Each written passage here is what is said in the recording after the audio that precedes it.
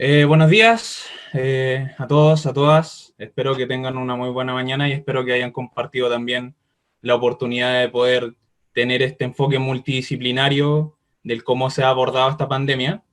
Eh, a continuación les voy a presentar a la kinesióloga Asla Serra, que nos va a hablar acerca de la cánula nasal de alto flujo en prono. Ella es kinesióloga egresada de la Universidad de Chile, docente clínica de la Universidad Diego Portales y se desempeña tanto en las áreas de práctica como también en las áreas de internado en el Hospital Luis Tinné, y posee el grado académico de bachiller con mención en ciencias biológicas y exactas. ¿Ya? Ahí le damos el paso a la profesora para que pueda empezar con su presentación. Hola, buenos días. Gracias. Voy a empezar a compartir. Me avisan si se ve, porfa. Bueno, buenos días a todos. Gracias por la presentación. Gracias por la invitación a la jornada. Como bien me presentaron, soy Asla Serra, kinesióloga docente de la Escuela de Kinesiología, y les voy a presentar sobre la cánula nasal de alto flujo en posición pronovigil. Bueno, partir un poquito acerca de qué es la cánula nasal de alto flujo, definir un poco qué es esto, ya que es una estrategia de ventilación que estamos ocupando harto en la clínica, ya ha tenido hartos resultados acerca de disminuir la mortalidad y disminuir el proceso de intubación en los pacientes. Así que a partir que es un soporte respiratorio no invasivo, nos entrega flujos desde 60 a 80 litros por minuto dependiendo de la marca del equipo, ¿ya? Nos entrega FiO2 desde el 21 al 100%, ¿ya? Nos entrega un gas calefaccionado y humidificado que provoca mucho confort y buena adherencia al paciente, al equipo, y se administra a través de cánulas nasales.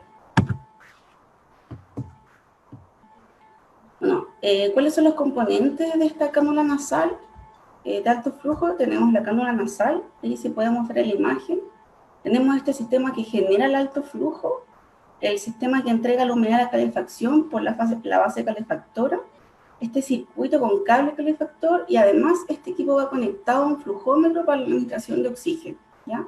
Algunos vienen con su propio flujómetro que puede entregar incluso flujo adicional al que entrega la red de oxígeno. Dentro de sus componentes, como ya les comenté, el sistema generador de flujo, podemos alcanzar de 60 a 80 litros dependiendo la marca del equipo.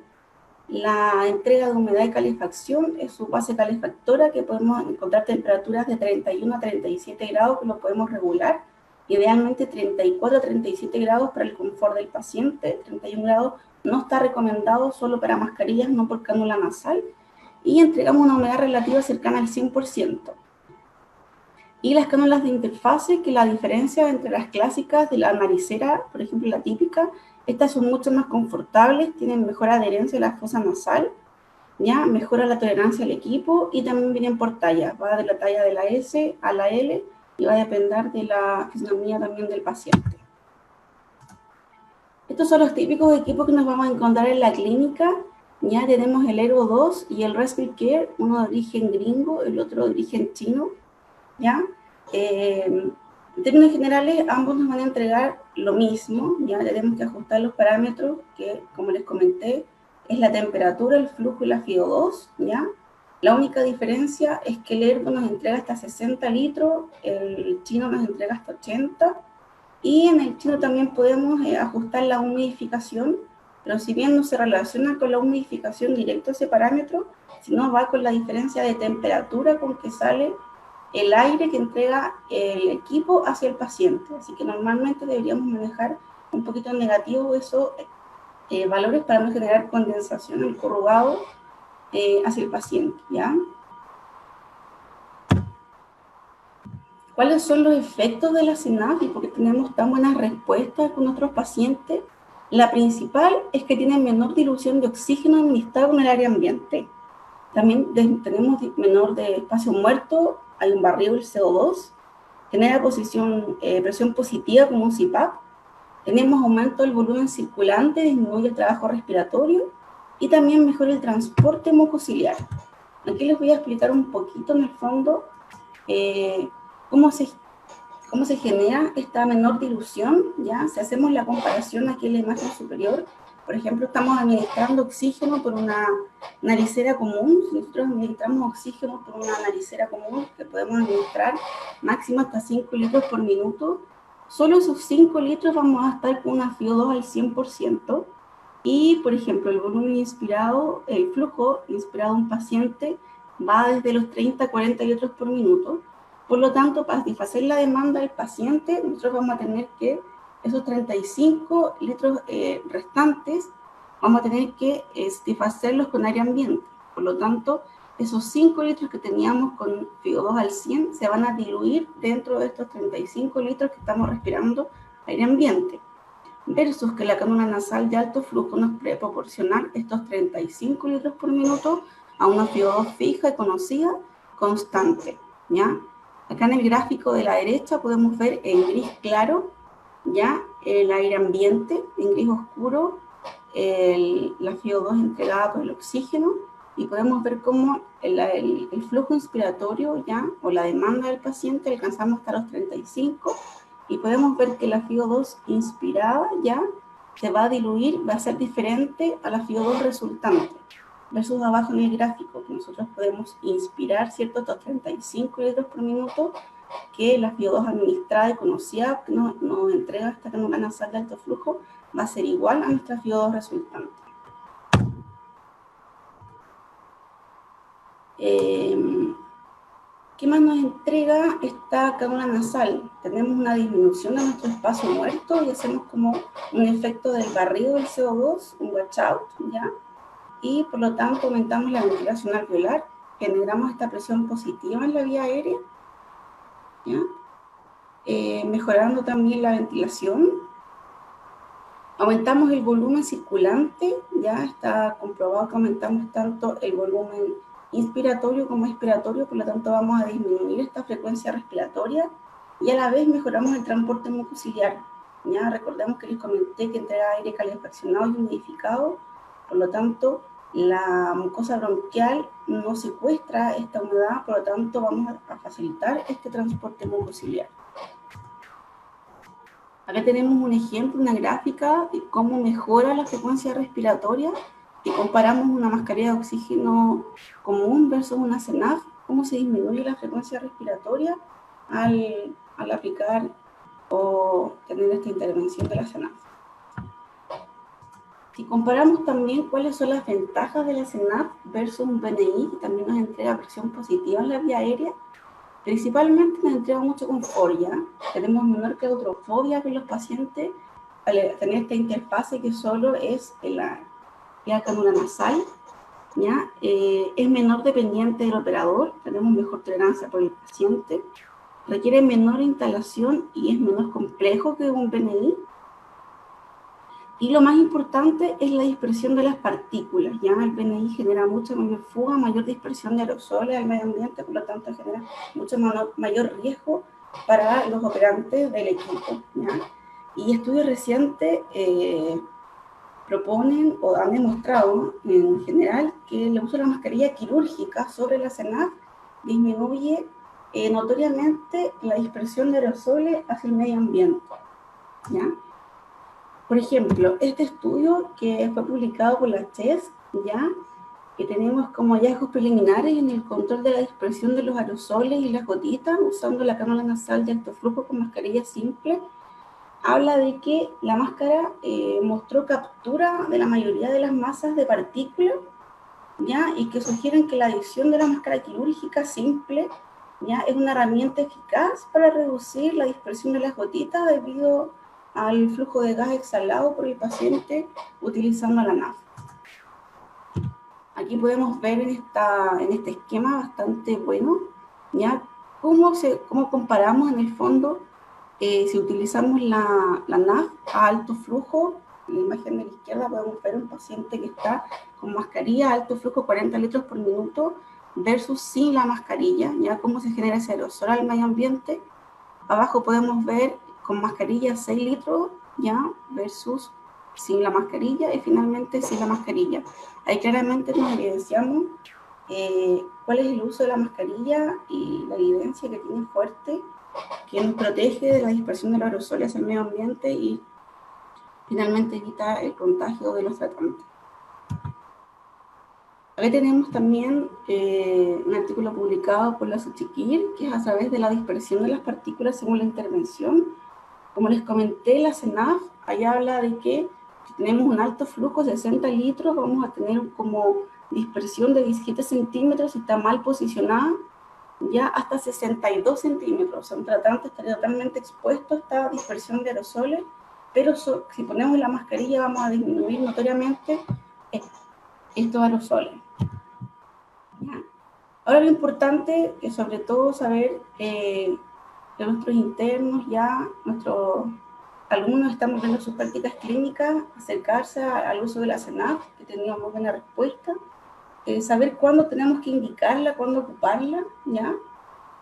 ¿Cuándo la vamos a indicar? Cuando hay una hipoxemia, cuando estamos en una insuficiencia respiratoria hipoxémica leve o moderada, cuando el paciente empieza con necesidades progresivas de oxígeno, profiláctica post-extubación, ¿ya? En UPC, cuando estamos en presencia de SAOS, una exacerbación de falla cardíaca, y cuando tenemos una contraindicación, no ocuparla, cuando tenemos una falla respiratoria hipercápnica y pacientes retenedores de CO2. Lo importante acá es que las recomendaciones siempre hablan de que sobre la CENAF debemos ocupar la mascarilla N95, pero como les comenté, en los estudios recientes dicen que bastaría la mascarilla quirúrgica tipo simple, ¿ya? Que eso nos basta sobre el CENAF para evitar la dispersión de aerosoles. ¿Cómo programamos el equipo? Siempre es importante posicionar al paciente, posición semi-Fowler, semi-sentado o sentado de preferencia. Y los 3 parámetros que les comenté, la temperatura, idealmente, previamente calefaccionar el corrugado para el aire inspirado al paciente. Les comenté que vamos de 31 a 37, el ideal de 34 a 37, si el paciente no lo trae a los 37 grados, bajar a los 34. Los flujos, como les comenté, los flujos inspiratorios va de 30 a 40, como el paciente va a estar un poquito apremiado, partir con un poquito de flujos más altos, de 40 a 60, y la FiO2 lo más alta posible para poder satisfacer la demanda ventilatoria del paciente, es decir, que tengamos una óptima saturación mayor al 93%. ¿Ya? A continuación, lo más importante siempre va a ser la monitorización del paciente. Monitorizar la frecuencia respiratoria del paciente, apenas lo conectemos, la saturación del paciente, recuerden ajustar la FiO2 para que sature óptimo mayor a 93.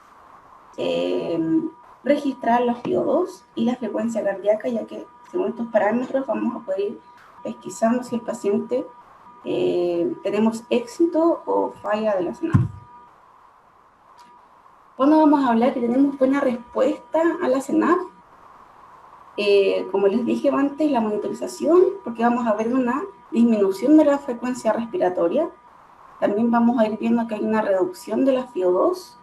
También va a haber disminución de la frecuencia cardíaca y vamos a ver que disminución de los signos de apremio respiratorio. Y también nos vamos a guiar por 2 índices que vamos a ver un poquito más adelante. Cuando hablamos de falla, porque no vemos cambios en la frecuencia cardíaca, porque la frecuencia respiratoria se mantuvo o aumentó, o sea, claramente estamos viendo que el paciente aumenta el apremio respiratorio, ya hay persistencia de la hipoxemia, empieza a retener CO2, hay una caída en la PAFI, y claramente se deteriora los gases y, como les dije, hay deterioro en los índices. Si todo nos funcionó bien, anduvimos bien con la CENAF, ¿ya? ¿Cuándo empezamos a pensar en retirar este soporte ventilatorio? ¿Ya? Lo primero que vamos a hacer es reducir el flujo, ¿ya? El flujo lo debemos ir reduciendo de 5 a 10 litros por minuto. El paso siguiente es disminuir la FiO2 desde un 5%. Y a continuación debemos evaluar por 2 horas cómo está la mecánica del paciente, la oxigenación y los índices. Seguido, evaluar a las 2 horas y evaluar si disminuimos los parámetros o mantenemos. ¿Ya? Una vez que hemos ido disminuyendo los parámetros y estamos con un flujo menor o igual a 30 litros por minuto, ya podemos pensar en pasar a oxigenación tradicional. ¿Ya? Dependiendo del protocolo o la institución en que podamos estar, se habla de pasar de la CENAF a una Venturi o una Visera, ¿ya?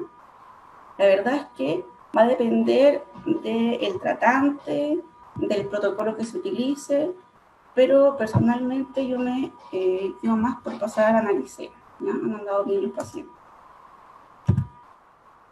Acá tenemos un flujograma de acción para el uso de la CERNAF. Este es el flujograma que propone el Hospital Clínico de la Universidad de Chile, ¿ya? Y como les comenté, nos basamos en dos índices, ¿ya? Nos basamos en el score de test respiratorio de Cabrini, ¿ya? Lo bueno de esto es que son dos índices basados en la clínica. No necesitamos estar sacando gases al paciente para poder calcular la PAFE, sino que nos guiamos más bien por la clínica. ¿Ya? El estrés, lo que mide este score es la frecuencia respiratoria, el uso de musculatura accesoria, cómo está la amplitud respiratoria y el estado general del paciente, y así le asignamos puntuación, ¿ya?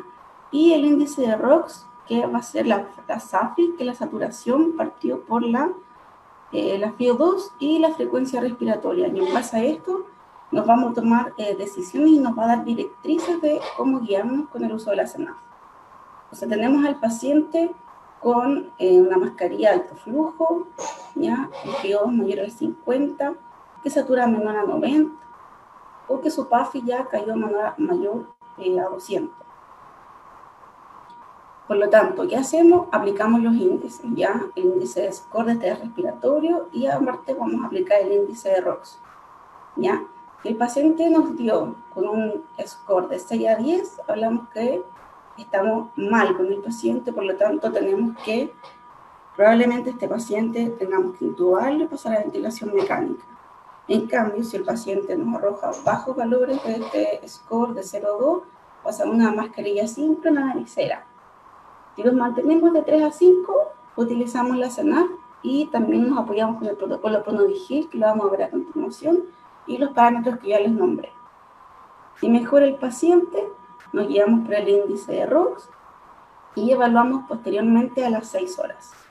Si a las 6 horas este índice de ROX mantiene 4,88, vamos a ir disminuyendo el flujo y luego la FiO2 según los que les comenté.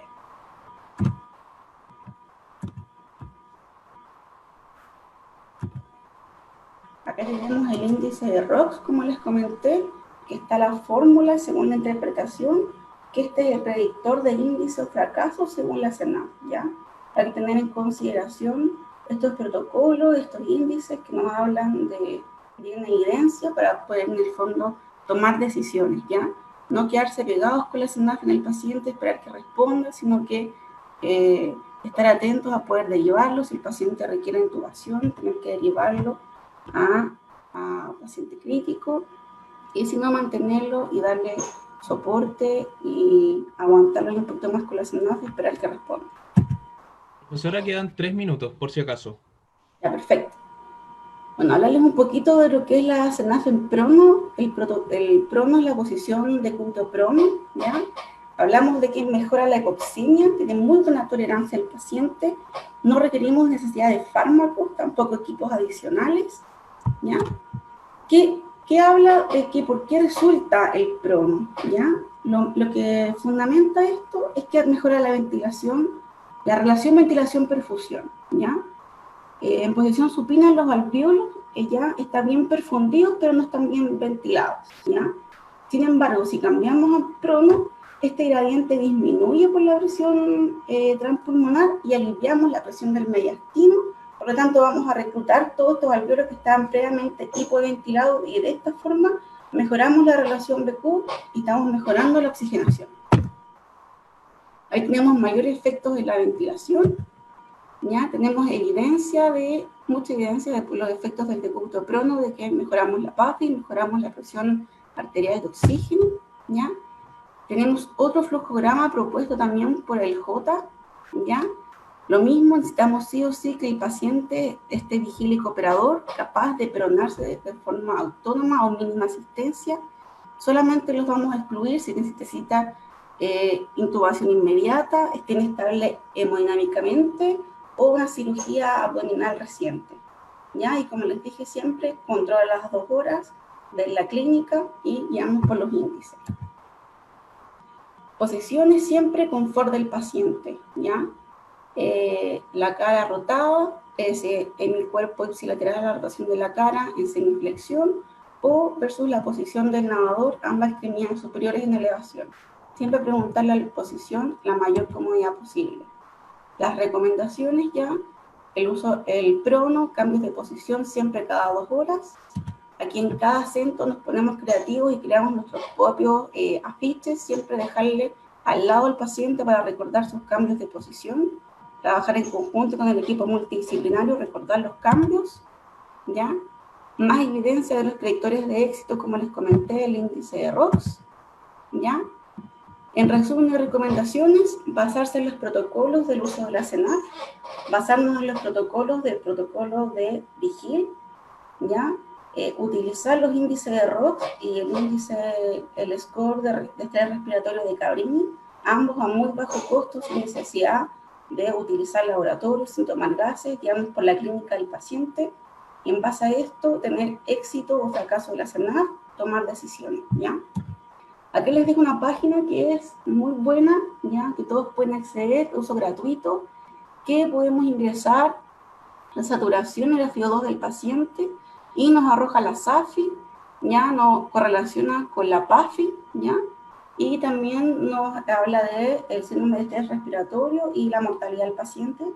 Así que buen dato para que todos los podamos tener desde el celular, o cuando vayamos a personal al paciente, tenerlo en consideración, ¿ya?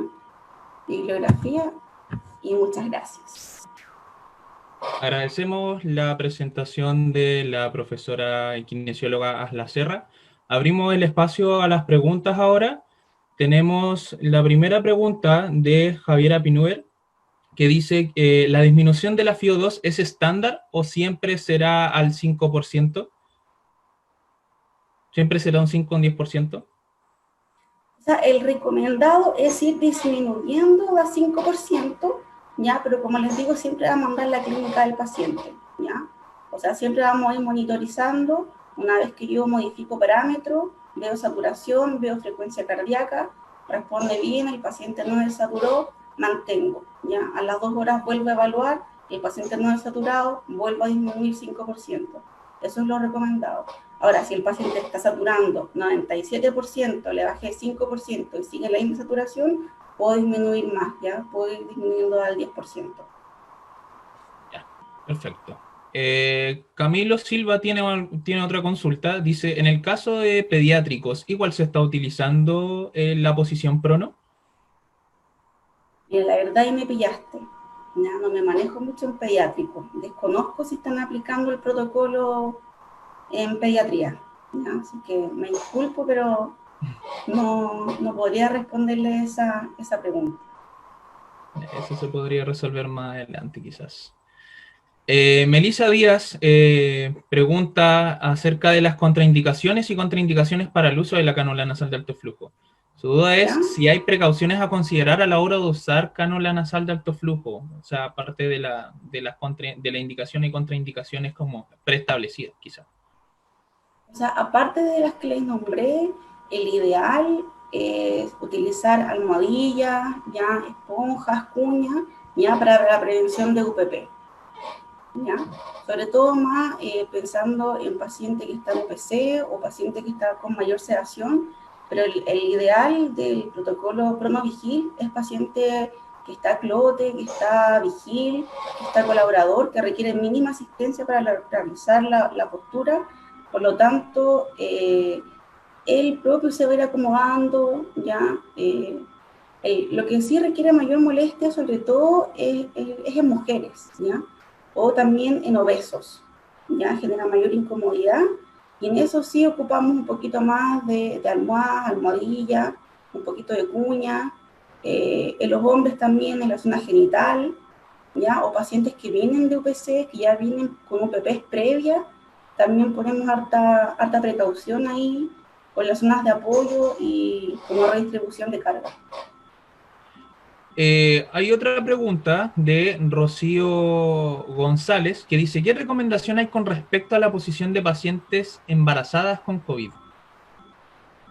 Ya, el embarazo es una contraindicación relativa, ¿ya? Así que va a depender en el fondo de la semana de gestación, ¿ya? Y la tolerancia a la posición, y también de lo que dispongamos en el fondo para poder reacomodar esa posición, ¿ya? El uso de almohadas, ¿ya? Para no generar presión sobre el embrión o el feto.